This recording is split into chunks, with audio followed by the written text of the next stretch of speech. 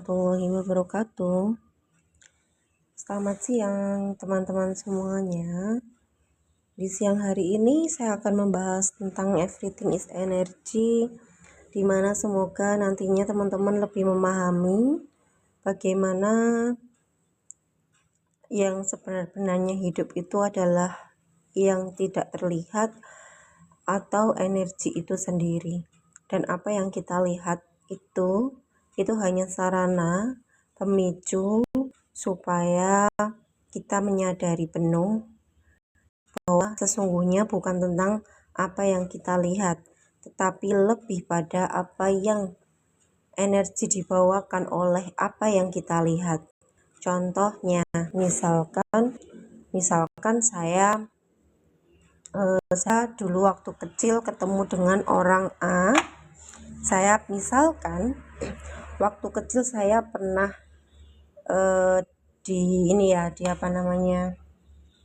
dipermalukan ya, misalkan waktu kecil saya dipermalukan oleh orang A gitu misalkan.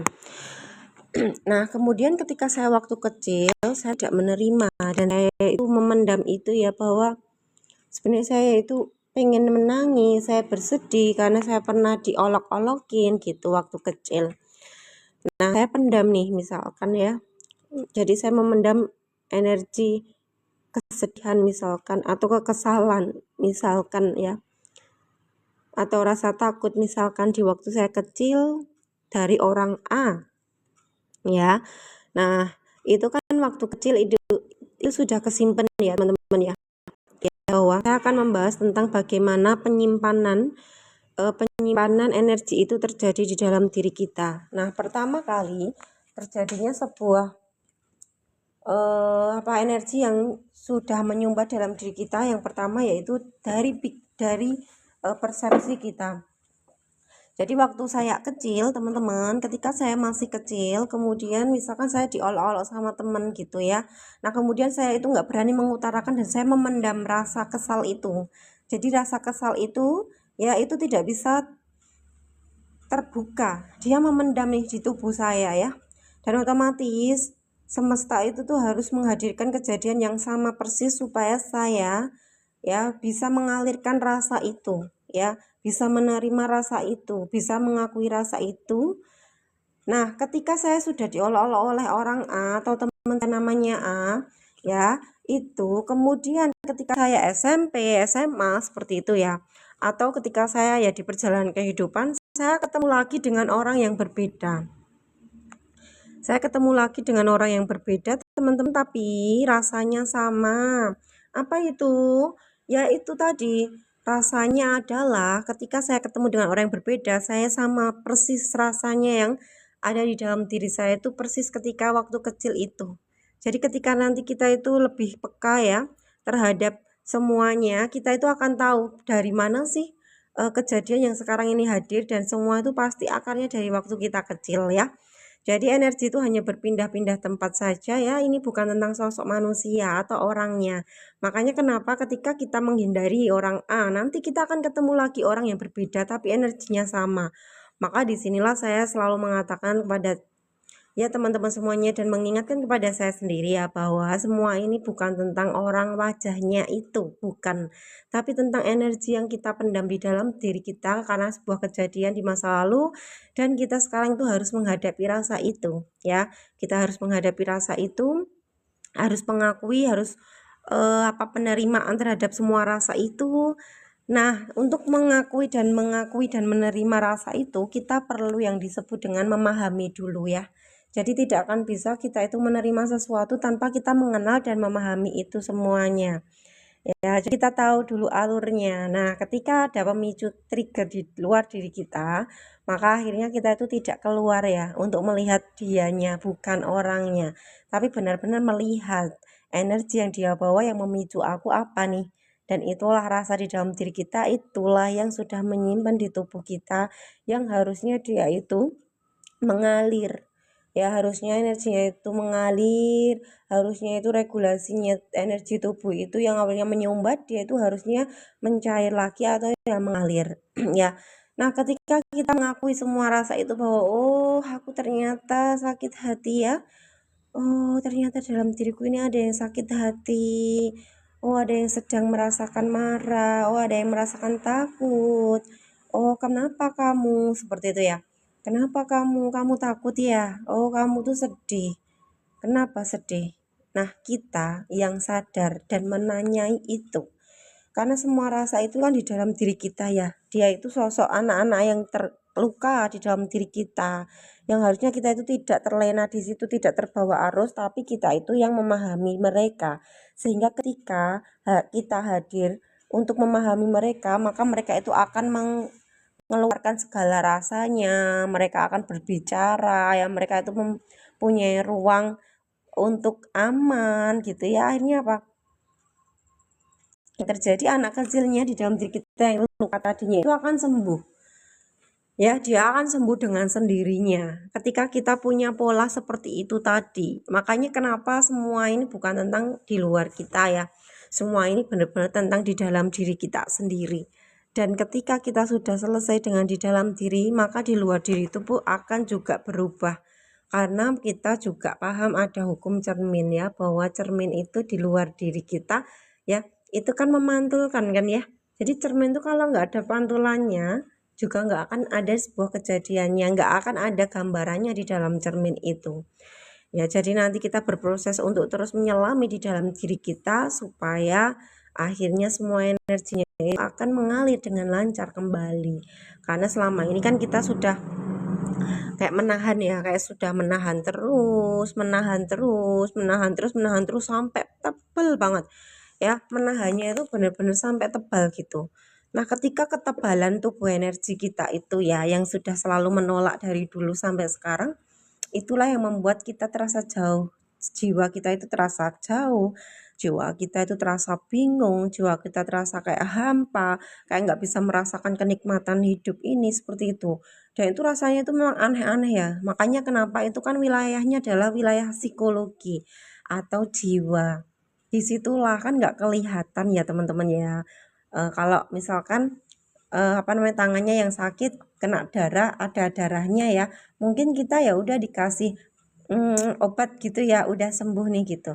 Tapi kan hal-hal seperti ini kan tidak bisa sembuh secepat ya, karena nggak kelihatan. Makanya untuk bisa menyembuhkan itu kan harus tahu dulu ya mana sih yang harus disembuhkan gitu loh. Kalau misalkan kita itu nggak tahu di wilayah mana sih yang harus disembuhkan, kita itu juga kebingungan sendiri ya, kebingungan sendiri mana sih sebenarnya kayak gitu, kita udah meraba-raba, kita udah bingung, udah ya bingung sama kehidupan ini seperti itu loh.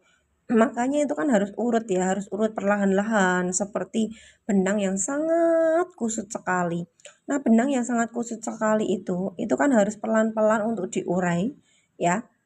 Karena kalau kita tidak mengurai ya yang kecil-kecil ini tadi yang sudah bundet-bundet sekali, itu nggak akan ketemu gitu loh. Makanya kenapa kita harus perlahan-lahan untuk sabar dan perlahan-lahan dulu, karena ini mainnya adalah merubah semuanya gitu loh. Jadi kayak merombak semua di dalaman diri kita ini gitu. Ya jadi nggak bisa kalau misalkan kita sakitnya kaki ya, oh lecet dikasih obat atau ya.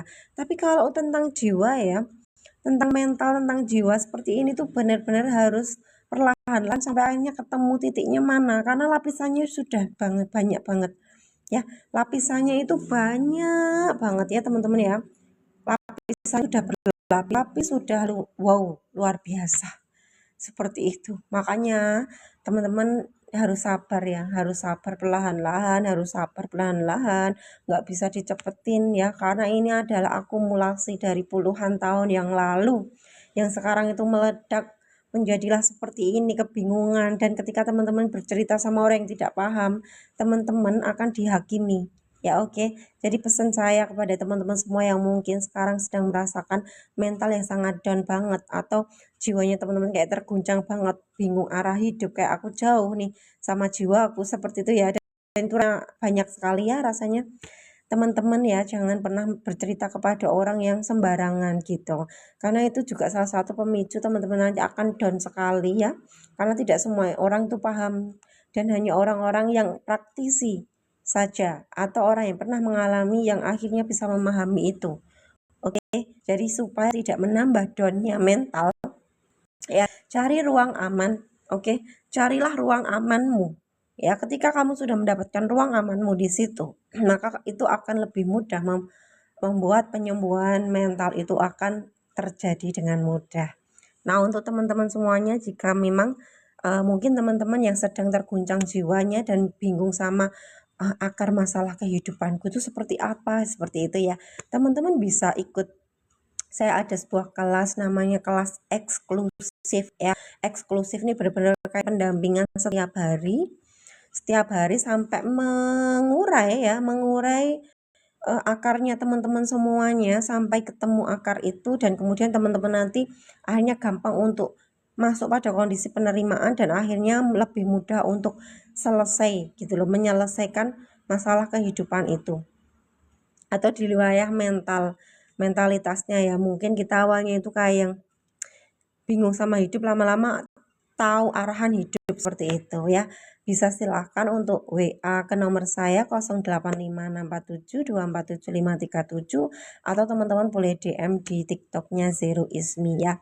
Ya, jadi nanti teman-teman semoga bermanfaat untuk teman-teman semuanya, dan saya selalu mengingatkan bahwa everything is energy ya. Karena pendekatan yang saya pakai ini adalah pengalaman yang pernah saya rasakan ya teman-teman ya. Jadi di sini tidak bisa hanya pakai satu pendekatan ya, misalkan pendekatan psikologi, enggak bisa.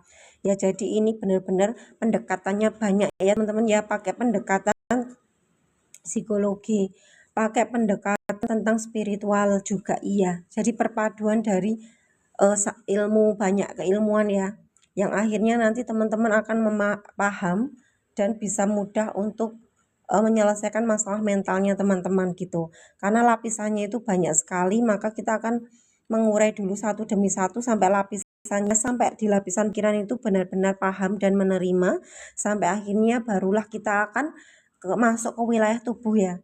Ya, jadi kan itu ada dua ya teman-teman, ada di pikiran dan ada di tubuh. Jadi ketika kita selesai di pikiran, baru kita nanti ke tubuh, bisa dibiarkan tubuhnya juga bisa rilis sendiri ya, akhirnya selesai seperti itu. Jadi lapisannya itu banyak, tidak hanya cuma satu tok. Karena pikiran sadar ada pikiran bawah sadar ya. Jadi benar-benar kita harus melampaui pikiran sadar dan pikiran bawah sadar untuk benar-benar sadar aku itu siapa. Nah, dari situlah kita akhirnya akan lebih mudah untuk keluar dari kondisi mental kita yang mungkin sekarang ini sangat-sangat kabut sekali dan bingung sama kehidupan ya. Seperti itulah rasanya, hampa banget gitu ya. Terus jiwa ini kayak nggak ada arahnya, kan rasanya seperti itu. Ya, rasanya seperti itu ya. Karena rasa ini kan susah untuk dideskripsikan. Hanya orang-orang yang merasakan, yang tahu rasanya seperti apa ya. Semoga membantu untuk teman-teman semuanya ya. Semoga membantu, dan semoga segala sajian-sajian yang pernah saya sampaikan bisa sedikit membantu untuk teman-teman semuanya, karena semua ini diizinkan oleh Tuhan, semua ini ada karena Tuhan sudah mengizinkan. Jadi ini semua adalah hasil karya Tuhan untuk teman-teman semuanya.